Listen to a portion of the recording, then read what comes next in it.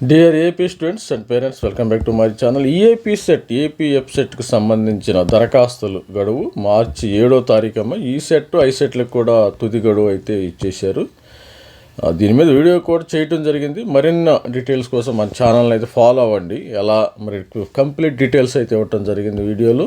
Engineering, వ్యవసాయం, agriculture కోర్సుల ప్రవేశం నుంచి ఏపీ సెట్ దరఖాస్తు సమర్పణ చివరి గడువు మార్చి 7వ తేదీ నిర్వహించారు. జేఎన్టీ కాకినాడ ఈ ఏడాది పీసెట్ నిర్వహించింది. అపరాధ రుసుం 1000తో మార్చి 12వ తారీఖు, 2000తో అయితే 12,000 రూపాయలు లేటెస్ట్ ఫీజు. అనవసరంగా మార్చి 7వ తారీఖు పే చేసి మీరు కంప్లీట్ చేసుకోండి మీ యొక్క registration process, application registration process. అనవసరంగా మీరు మరి తెలిసి మనము ఎక్కువ పేమెంట్ అయితే చేయటం వేస్ట్ కదా.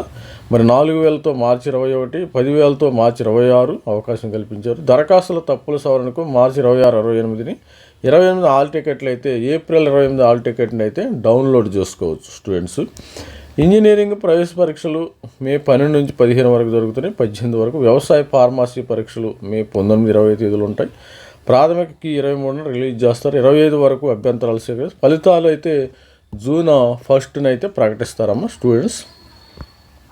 ఇక ఈ సెట్ కూడా స్టార్ట్ అయిపోయింది. ఇంజనీరింగ్ 2వ ఏడాదిల ప్రవేశం నుంచి ఈ సెట్ దరఖాస్తు సమర్పణకు చివర గడువు మార్చి 2 కాగా అపరాధ రుసుంతో మార్చి 18 వరకు కల్పించారు. ఏప్రిల్ 19 నుంచి హాల్ టికెట్లు డౌన్లోడ్ చేసుకోవచ్చు. ఏప్రిల్ 23వ తేదీన పరీక్ష నిర్వహిస్తారు. ప్రాథమికని ఏప్రిల్ 27న రిలీజ్ చేస్తారు. అభ్యంతరాల సేకరణ అనంతరం మే 7న ఫలితాలు ప్రకటిస్తారు. ఎంబీఏ, ఎంసీఏ కోర్సుల ప్రవేశాల నుంచి ఐసెట్కు దరఖాస్తుల స్వీకరణ మార్చి 2వ తేదీ తుది గడువుగా నిర్ణయించారు. అపరాధ రుసుంతో మార్చి 21 వరకు దరఖాస్తులు సమర్పించవచ్చు. మే 2వ తారీఖున ప్రవేశ పరీక్ష నిర్వహిస్తారు. అదేవిధంగా 5న ప్రాథమికకి విడుదల చేస్తారు. అభ్యంతరాల స్వీకరణ అనంతరం మే 16న ఫలితాలు వెల్లడిస్తారు.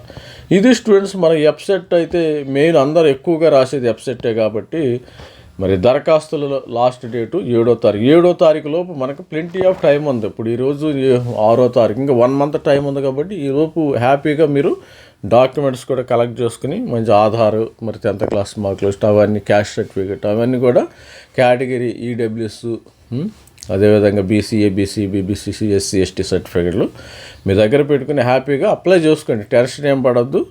All the best. This is me Ravikumar signing off. Thank you, bye.